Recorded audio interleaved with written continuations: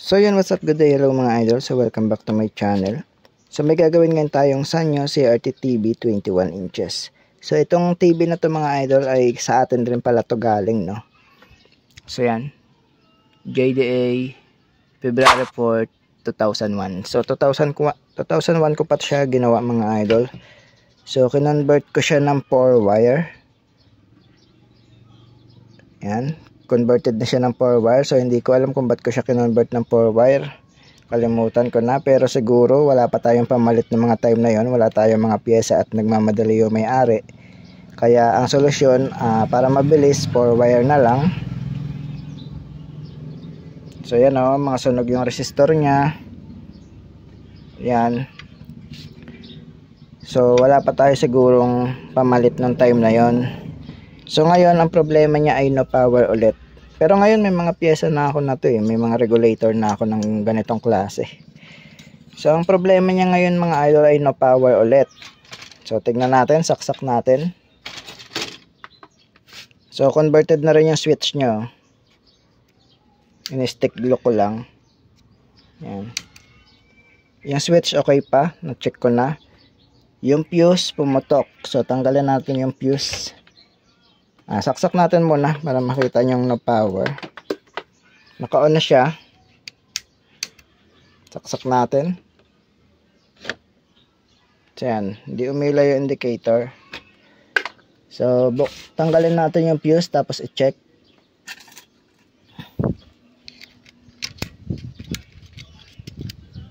Pero itong mga pumutok na to, dati pa yan pumutok mga idol kasi kasama yan sa pagputok ng regulator. Pumutok rin regulator na to eh sa ano ko, pagkakatanda ko. Hindi ko na matandaan gaano kasi sobrang tagal na.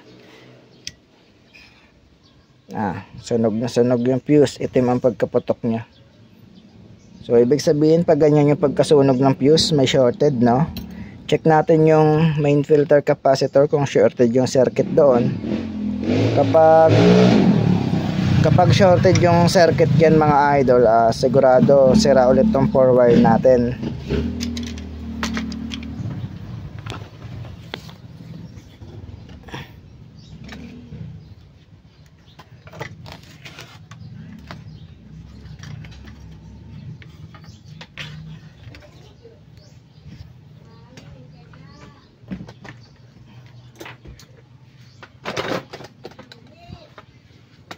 So hindi pa tayo nagpapalit ng fuse.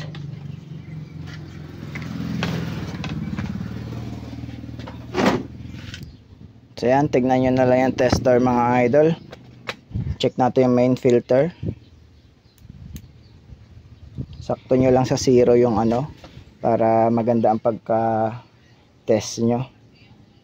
So hindi naman shorted yung main filter, oh. Hindi naman siya sumagad sa 0. So baligtarin natin, dapat papalo at babalik.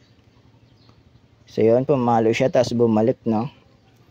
So hindi naman shorted yung kanyang DC component papuntang regulator. So tingnan natin yung secondary mga idol kung may short, kasi kung may short doon, posibleng tataas din yung current sa primary, dahilan para pumutok yung fuse. Pero pag ganun kasi ang pagkasunog ng fuse kulay puti, yung sa atin kulay itim. So ibig sabihin shorted, may shorted sa ano, primary. Pero check muna natin secondary. Sa secondary capacitor yung 160 volts, i-check natin kung shorted. So ganun din, no? Ganun din ang reading. So baligtarin natin yung test probe, dapat papalo at babalik.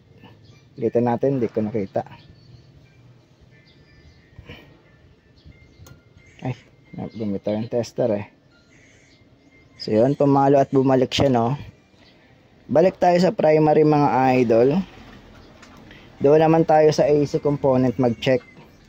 So kahit saan dito, no, kahit dito sa AC cord, paglampas ng fuse, kung shorted, ito yung AC cord natin. So dito, kasi dito nakakonect yung fuse. So dito tayo paglampas ng fuse kasi wala tong fuse na nakakabit. So yun, confirm na shorted yung AC component natin. So kahit dito sa coil shorted yan. Yan o. 'Di ba? So dapat ang palo niya dito, 'di ba? Kasi ito yung magka-connect eh. Ito yung winding. Tapos ito. Pero magkahiwalay na tong circuit na to, line 1, line 2 to. Shorted na siya. So, hanapin natin kung saan yung, ito dapat ang talagang may resistance. Kasi ito yung coil. Yan. Pero, wait lang.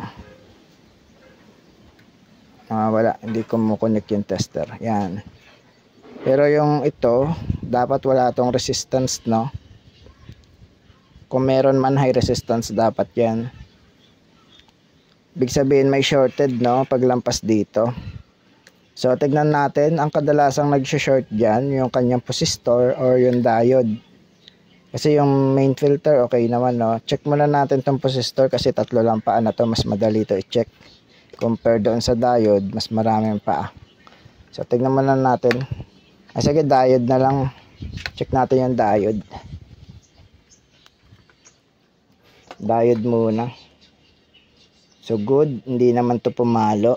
So baligtarin natin, dapat papalo. So good, yung kabila. So good, hindi rin siya pumalo. So baligtarin natin. So yung dalawang diode pa. Yun o, sa dalawang diode mga idol, may shorted. So tingnan natin yung isa pa. Oh, shorted rin yung isang katabing diode. So ito yung shorted. Itong diode na to. Tapos ito. Yung dalawa sa baba, good. So ito, pwedeng shorted dito. Itong capacitor dito or ito. So tignan natin muna yung diode mismo, no. Ihang natin yung isang paa. Kung mag-short pa dito sa coil. Kapag nawala, ibig sabihin diode talaga yung dahilan. Ibig sabihin malaki ang chance na good yung ating 4 wire kasi hindi naman shorted yun nandito, no. Ayan kasi papunta na dyan, wala namang ibang dadaanan yan, papuntang 4 wire na yan eh. Ito yung positive, di ba?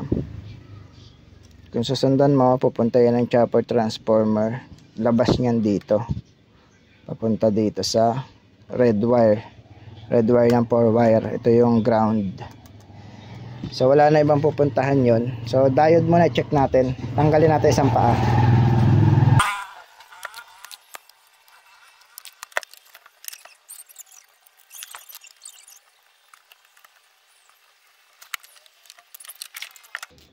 So bali ito mga idol, nakahang na yung isang paa. So check ulit natin yung circuit kung mawawala yung shorted. O kahit dito na lang tayo mag-check sa mismong coil. So inductor niya pala. So ito. Dito tayo mag-check. Yan. Kung may shorted. Para isang check lang, no. So yun, no, nawala. Nawala yung short nung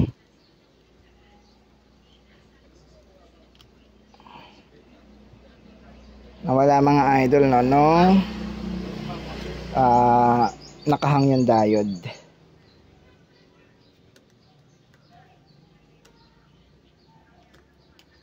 So ang gawin natin mga idol, palitan natin tong 4 na diode, no. Kahit yung dalawa good pa, so palitan ko na lang rin. Check.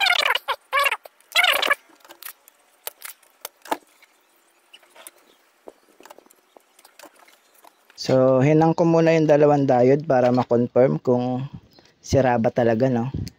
Yan. Tignan nyo na lang sa tester. Forward, reverse. So, yun. Confirm. Sagad sa 0. Baligtarin natin. Yun, no. Pumalo pa rin, no. Yung isa. Pumalo ulit. Baligtarin natin. So, yun. Pumapalo lahat kahit forward, reverse. So yung dalawa, good pa. Palitan ko na lang rin para partner sila. Para parehas ng part number na ipapalit.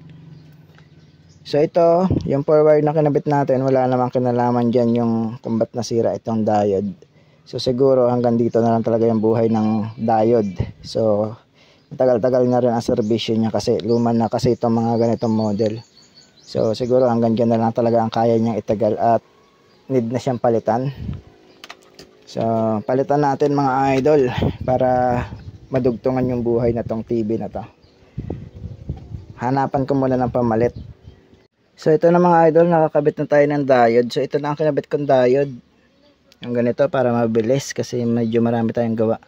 So saksak natin, tapos sukatan natin. Dapat nasa 130 yung supply. Kasi 130 itong mga ganitong slim. So yan, meron tayong 129. So good na yan mga idol, 129. 128. So yan, bumababa siya. Tingnan natin kung saan siya mag-stable.